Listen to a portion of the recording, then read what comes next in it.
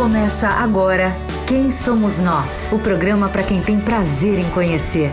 Uma parceria Eldorado FM e Casa do Saber. Apresentação Celso Loduca.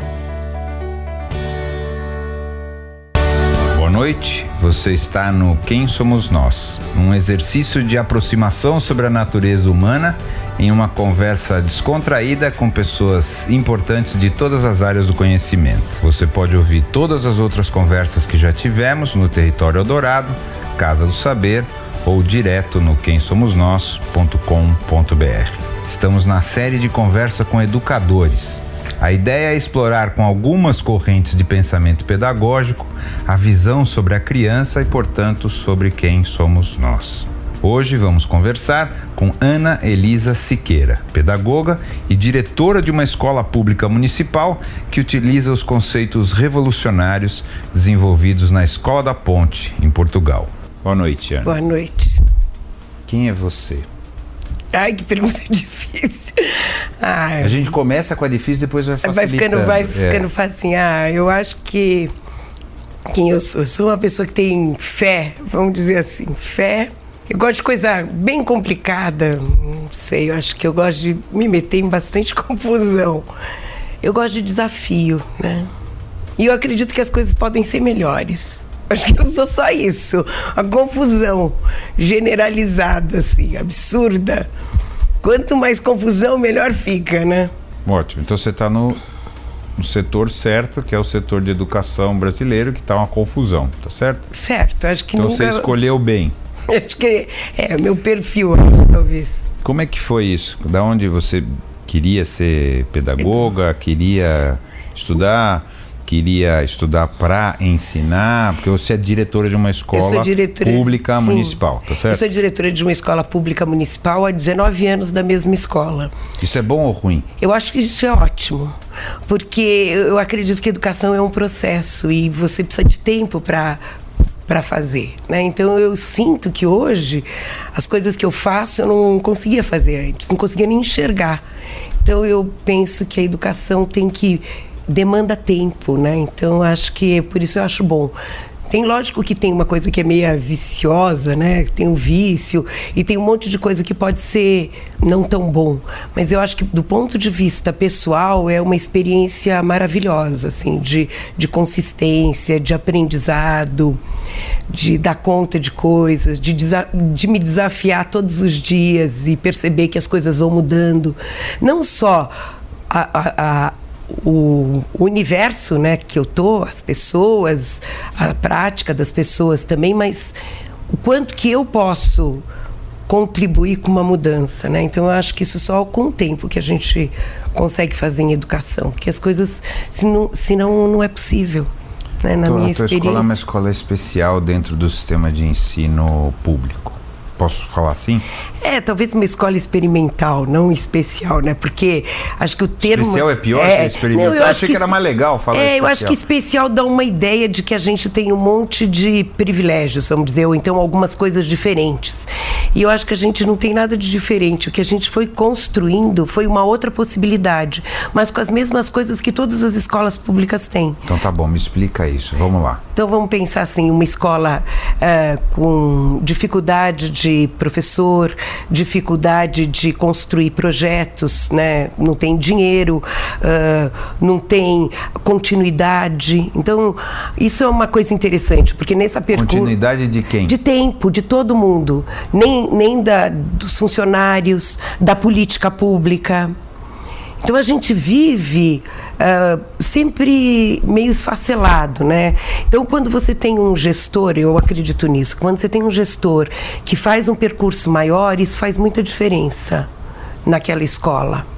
Cria uma outra possibilidade para um projeto, né? Se você pensa em projeto de educação. O que é a tua escola, então, de experimental? Por que você chama de experimental? Porque para mim experimental parece que é uma coisa que não dá para aplicar muito, você só tá vendo se funciona. Sei. Por isso que eu evitei essa palavra.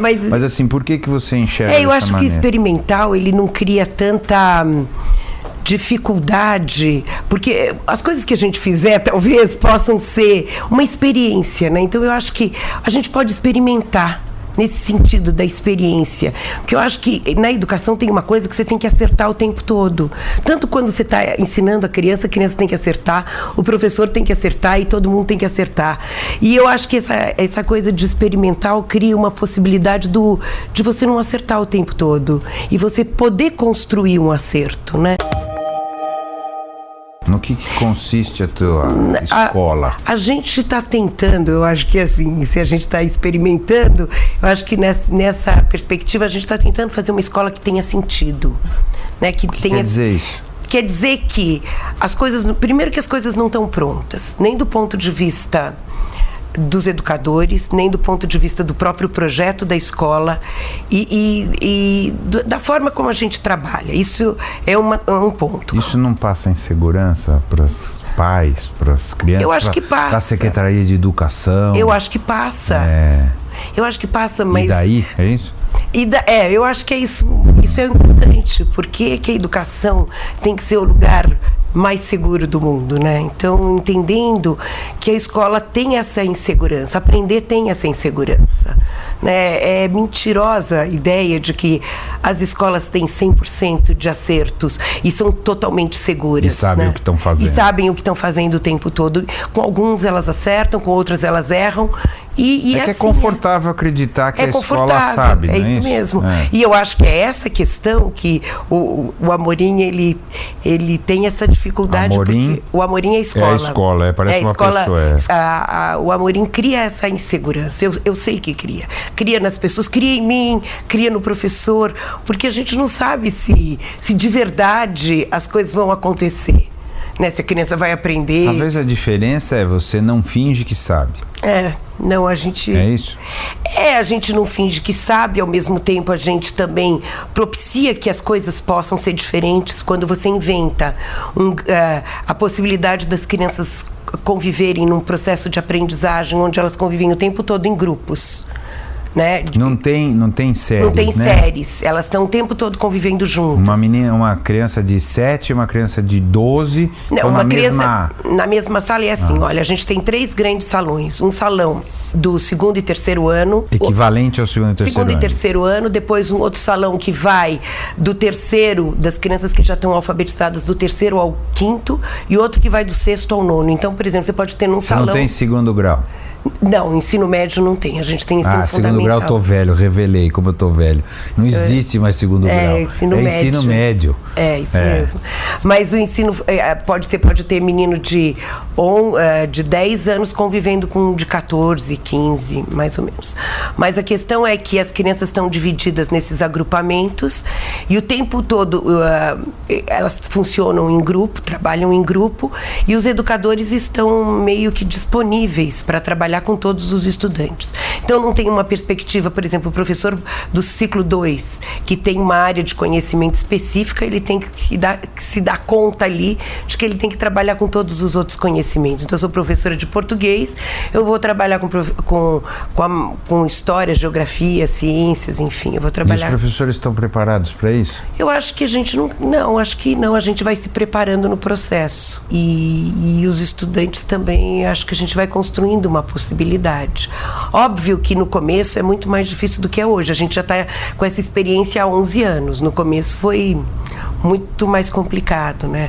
Quando os professores se viram num grande salão com um monte de estudante, o que parecia impossível, né? Porque no começo, quando a gente começou o projeto, os pais, a gente fazia a reunião para conversar com os pais diziam assim, saíam da reunião e ficavam absolutamente quietos. Quando eles saíam, eles ligavam para os departamentos da educação e falavam assim, olha, essa escola já era difícil trabalhar com 35 ou 40, agora eles vão pôr 110 numa sala só. O que significa isso? Enfim... Era uma maluca, era um pânico, né? Mas eu acho que a gente vai percebendo o quanto que todo mundo vai aprendendo a colaborar um com o outro. O envolvimento dos pais é muito importante, né? Isso no olhar que vocês têm da escola, sim. A gente tem um grupo, eu não vou dizer que são 100% de pais atuantes, totalmente atuantes, mas a gente tem um grupo de pais considerável. Que participam muito. Culturalmente parece assim, você põe na escola e a escola se vira, o pai vai nas 3, 4 reuniões. Não é isso que funciona? Acho que não pouco... é o teu caso. Ali não, o pai tem que assim, participar. Não, eu acho que tem um grupo de... Tem todo jeito de pai no Amorim, né? Então, assim, a gente tem pais muito atuantes e que acreditam muito no projeto e que moram nos diferentes pontos dessa cidade e, às vezes, saem lá de Pirituba para trazer o filho para o Amorim. Tem pais que moram do lado da escola que não querem o Amorim de jeito nenhum. A escola fica... No Butantã. Tá. Então, assim, é uma escola que hoje a gente já tem uma procura porque o pai quer mesmo a escola. Então, tem todo um sistema municipal de que as pessoas vão para as escolas por a proximidade da moradia. Mas tem uma fase desse sistema que as crianças chegam por opção das famílias.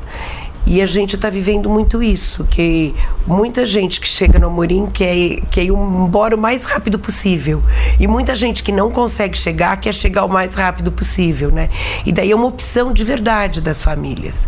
E essas famílias, de certa forma, assumem o projeto, uma possibilidade de participação, de atuação social, que, do meu ponto de vista, é muito, muito bacana, né? Porque viram... Por que você faz assim? Você tem como referência a Escola da Ponte, né? Tá certo? Me explica um pouquinho essa referência, o que você pensa sobre as crianças e educação, que você acha que isso aí é melhor, por que é melhor para as crianças? Porque no final o que interessa é a criança. Sim, e a sociedade, né? O que é melhor? Por que é isso? Por que isso é bom? Porque a gente acredita que as crianças não aprendem nem no mesmo tempo, nem do mesmo jeito. Então, esse projeto permite que cada criança construa o seu processo de aprendizagem no seu próprio tempo. Isso leva em consideração que as crianças têm tempos diferentes e processos diferentes de aprender. Então, o projeto permite essa possibilidade.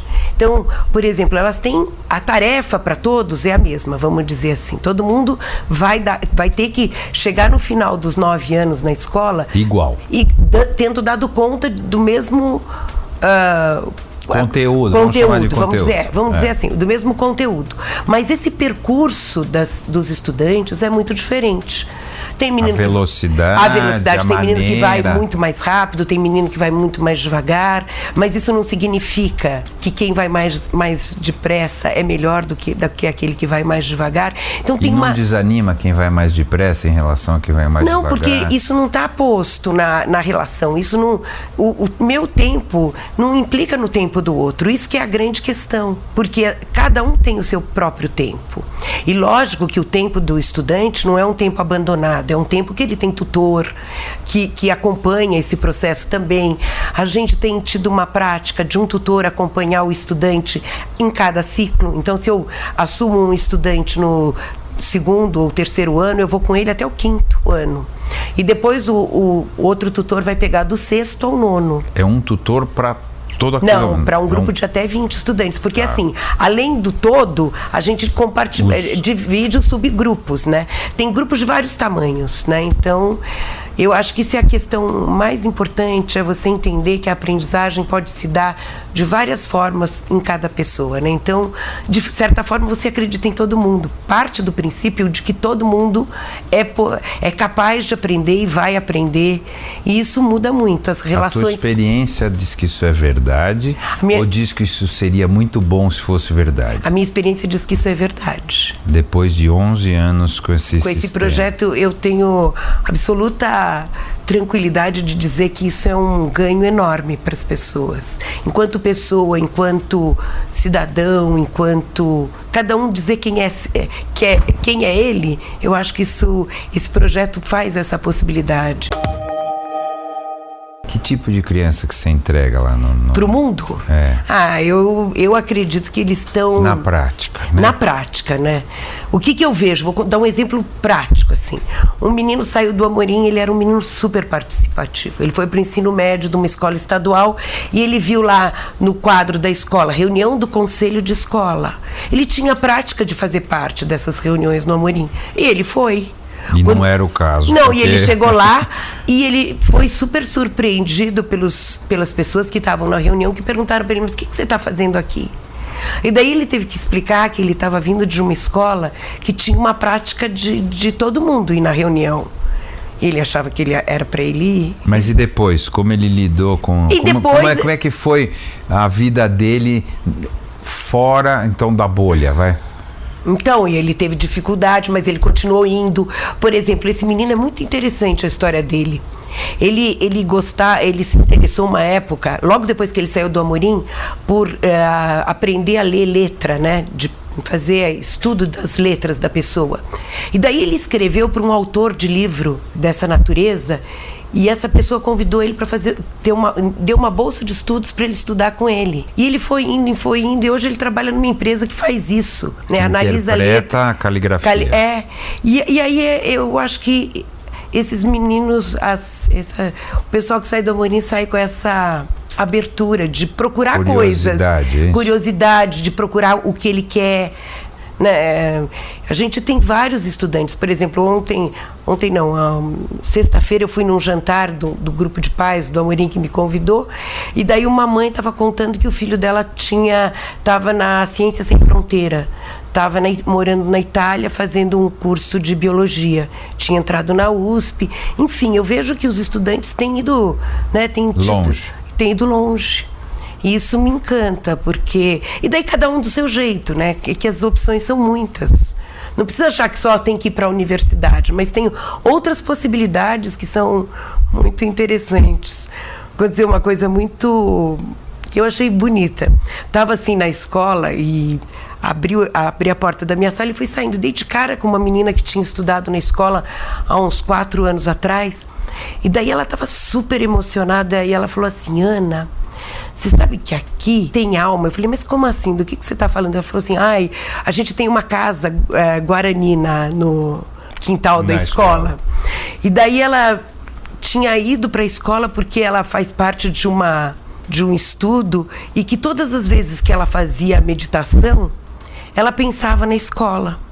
E daí ela resolveu ir lá na escola para ver o que aquilo significava. E ela entrou na casa indígena e ficou um tempão lá. E ela falou que ela saiu que deu um sentido enorme para ela, né? Então eu acho que uma escola que faz esse sentido faz alguma diferença na vida das pessoas. Eu acredito nisso, que o Amorim faz essa diferença, porque eles voltam muito. É legal, bonito, você está emocionada pelo que você faz, eu acho isso bacana. Acho que a preocupação com essa metodologia, vamos dizer assim, de hiperliberdade, as crianças decidem bastante o que vai acontecer, não é isso? Nas assembleias, nas reuniões, decide se vai estudar geografia ou não vai, se vai isso de acordo com o interesse, eu sei que você vai orientando, né? Mas de alguma maneira, que no final vai dar a mesma coisa que o currículo exige, não é isso? Sim. Legalmente. Tá certo? Isso. Então tem que cumprir a parte legal, senão não vale, né? Tá certo? Mas aí depois tem a segunda parte, que é da vida, né? O vestibular ou a faculdade. Você diz, tudo bem, tem outras opções, mas existe muita preocupação. Fala, legal, acho muito bonito quando é criancinha, mas depois a vida é mais séria, essa história tem que levar a sério, passar no vestibular, fazer a faculdade, etc. Essa escola não vai me preparar o meu filho para isso, né? Você já deve ter ouvido isso ou não? Eu já ouvi. E o que você responde? Mas eu tenho certeza que vai, né? Porque, na verdade, não é a escola só que prepara. Tem que ter uma força da pessoa para fazer essas coisas. Eu tenho visto que os estudantes do Amorim, nesses últimos anos, eles têm entrado bastante nas universidades. E têm ido para escolas técnicas. A gente tem um cursinho preparatório para as escolas técnicas, e os pais da escola são voluntários e que fazem esse cursinho, e tem muitos estudantes que querem isso e estão participando, e estão indo super bem, e estão passando, e estão fazendo a escola técnica. Então eu tenho certeza que essa escola também dá essa condição. Apesar de ser um pouco mais, vamos dizer assim, as crianças decidem coisas, mas também tem que fazer coisas, porque elas vão se dando conta de que se elas não fizerem, ninguém fará por elas. Não vai acontecer. Então isso eu acho... Aumenta o grau de responsabilidade. Com certeza. Você acredita que os seus alunos são mais responsáveis que a média dos outros alunos das escolas públicas? Eu acho assim, mesmo que eles não façam, eles sabem do que eles não estão fazendo e que deveriam estar. Então eu acho que desse ponto de vista, sim. Já meio cristão, meio culpa também, é isso? Eu não sei se é culpa. Eu acho que eles não têm culpa, porque quem não faz não tem culpa nenhuma. Fala assim, eu devia ter feito. A responsabilidade tem uma parte que é minha e a grande, né? Porque tem uma hora que eles têm que decidir se eles querem ou não. Quando eles chegam aos 13, 14 anos, que começa um jogo bem pesado de faz, não faz, eu acho que tem uma decisão deles. E se não faz, o que acontece? E se não faz e chega lá no 9º ano, que não deu conta de fazer tudo que tinha que fazer, vai ficar mais um ano. Se você comparar com as outras escolas públicas, tem 11 anos. É pouco tempo do ponto de vista educacional, mas é muito tempo também. Por que isso não é adotado em outras escolas? Por quê? Por que não passa... se tem uma eficiência maior, vamos dizer assim, de alguma maneira você coloca isso, né? É uma eficiência maior do que as escolas normais, públicas ou privadas, certo? Ou não? Ou estou errado? Eu não sei se eu usaria o termo eficiência, né? É o quê? Eu acho que não sei, não pensei nesse termo ainda, mas não diria que é eficiência. Tem um monte de coisa que a gente não é muito eficiente, mas é uma outra eficiência, é um outro jeito, não é eficiência. Eu acho que esse termo não é muito bom. Tem uma vantagem. Tem uma vantagem. Tá isso. certo? Você sente que de alguma maneira, ou você acha, ou você tem certeza que tem uma vantagem em relação aos outros métodos. Sim. Ok? Ok. Uma vantagem para a criança, né? De novo, e portanto para a sociedade. Sim. É isso que interessa. Por que então que isso não é disseminado? Por que não são todas as escolas municipais, estaduais, públicas, ou por que não são todas as escolas, todas não, porque também é um totalitarismo, mas assim, por que não tem muitas escolas? Escolas assim? Porque eu acho que não sei, na minha experiência isso dá muito trabalho, né? Por exemplo, eu não trabalho 8 horas, eu trabalho 16, 14 e é intenso, o trabalho é muito intenso e os educadores também. É muito mais intenso. E a remuneração não é... É a mesma, não é? Não é então, equivalente. Eu acho que de certa forma... Então muita gente acha que não vale a pena fazer essa dedicação. Você tem que mudar toda a estrutura. Você tem que mudar a sua estrutura. Não é só, por exemplo, quando a gente quebrou parede para fazer as salas maiores, não era quebrar parede de concreto, era quebrar paredes internas, que é bem difícil. Então, agora, falando de uma maneira geral, não só do ensino público, você acha que o ensino não se transforma para uma coisa que traga mais vantagens para as crianças, não é isso? Porque as pessoas não querem se dedicar a isso? Não é que não querem se dedicar, não acho que é questão... Porque todo mundo fala, educação, a saída do Brasil é educação. Mas é que eu acho que é muito difícil. Eu acho que é muito difícil, porque, por exemplo, as pessoas acreditam que educação é ensinar só ler e escrever. E às vezes não é ensinando ler e escrever que o menino vai aprender. Então, assim, eu acho que tem outras questões que estão postas que são muito complexas, né? Você tem que pensar que tem uma estrutura social também, que a gente precisa minimamente dar conta para que essas coisas façam sentido para uma mudança educacional. Não adianta ser só pensar na educação, tem que ter uma estrutura de rede, por exemplo. Eu, às vezes, pego, né, a gente tem crianças com bastante dificuldade, né, que são de verdade excluídas de toda uma sociedade por N razões. Social, racial, psíquica, né? Então, assim, como é que você vai dar conta de construir, né, uma identidade, um valor e tudo isso junto, né, em situações de muita dificuldade. Então são questões muito difíceis que estão todas dentro da escola pública. Estão todas na vida, né? Estão todas na vida e principalmente, e se estão na vida, estão na escola pública, né? O que quando você fala de uma escola Waldorf ou de outro modelo de escola privada, essas coisas não aparecem, né? Porque eles não estão ali. As diferenças sociais, as dificuldades, muitas vezes as crianças com mais dificuldade de aprendizagem, que tem N. Porque não teve alimentação suficiente, não teve estímulo. Ou de violência familiar. Então, assim, tem 1 milhão de coisas que implicam nesse se relacionar com o conhecimento. E que a gente está com tudo isso. Então, de fato... Mas eu fico desanimado quando você fala isso. Sabe por quê? no sentido de falar, pô, então é muito difícil a gente conseguir universalizar isso, provavelmente isso, ou seja lá o que for, um jeito que consiga melhorar de verdade a educação do país. Mas exige, eu acho que a educação exige um esforço enorme. Assim, eu estou falando da minha prática, né? Exige um esforço enorme. Eu acho que não dá para fazer pela metade a educação. Por exemplo, eu acho que o educador não é a mesma coisa do que uma pessoa que trabalha num banco, que tem horário para entrar, horário para sair. Não dá para pensar num educador assim. A escola tem que preparar para a pessoa se preparar para as coisas, é isso? É isso. É isso. Estou falando direitinho? Não? Tá falando direitinho. Eu acho que a escola tem que preparar para poder a pessoa fazer o projeto de vida dela, para a pessoa construir o seu projeto de vida. Porque existe essa questão, mas tem menos conteúdo, fica muito sonho. É muito sonho muito mesmo. Muito blá, blá, blá, e não tem o conteúdo que a vida dura. Tem uma mãe de aluno, tem uma avó de aluno que ela é economista. E aí ela sempre fala, quando chegam essas avaliações externas, ela fala, Ana, chega de blá, blá, blá, vamos ver aqui nos números, né? E aí os números são complexos, né? O que quer dizer isso? Complexos porque a gente não é nenhuma escola que tem a nota lá em cima. A gente tem uma nota bem na média do Brasil, vamos dizer assim. Mas eu acho que isso... IDEB, essas coisas assim. Exatamente. Mas não deveria ser lá em cima? Deveria, mas a gente ainda não consegue, né? Por quê? A gente não consegue porque tem 1 milhão de complicações que não dão, a gente ainda não dá conta.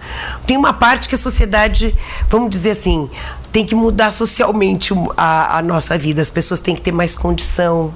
Eu acho que passa por isso. Condição social. Né? Por exemplo, se eu tenho... Financeira. Por exemplo, as crianças precisam de um acompanhamento que elas tenham. Não só a sociedade precisa disso. Eu tenho que poder mandar um menino que precisa de determinadas coisas para uma ajuda. Psicólogo. Para uma ajuda terapêutica, para uma ajuda educacional, para 1000 coisas. E não pode. E a gente não tem. Uma rede de saúde, por exemplo, muitas vezes não dá conta de todas as demandas. O pai e a mãe precisam ter uma condição de vida, de trabalho melhor para ajudar. Então isso tudo eu acho que faz parte de um IDEB. Tem que fazer parte. Porque não é só o menino na escola. É o menino na escola, é o menino na vida. É como essa família acolhe esse menino. Mas o IDEB não é em relação a outras escolas públicas também? Não, é a nota daquela escola em relação às a outras todas. Escolas públicas. E a média do... exato. Então, que tem os mesmos problemas que você. Mais ou menos. Mais ou menos. Eu tenho, por exemplo... De uma maneira geral, sim. De uma maneira geral, depende do... Olha, quando você fala disso, você tem que pensar na sociedade. Por exemplo, vamos pensar em São Paulo. Então, assim, aonde está localizada a escola? Qual é a comunidade que frequenta aquela escola? Como é que está... quais são as condições daquela comunidade?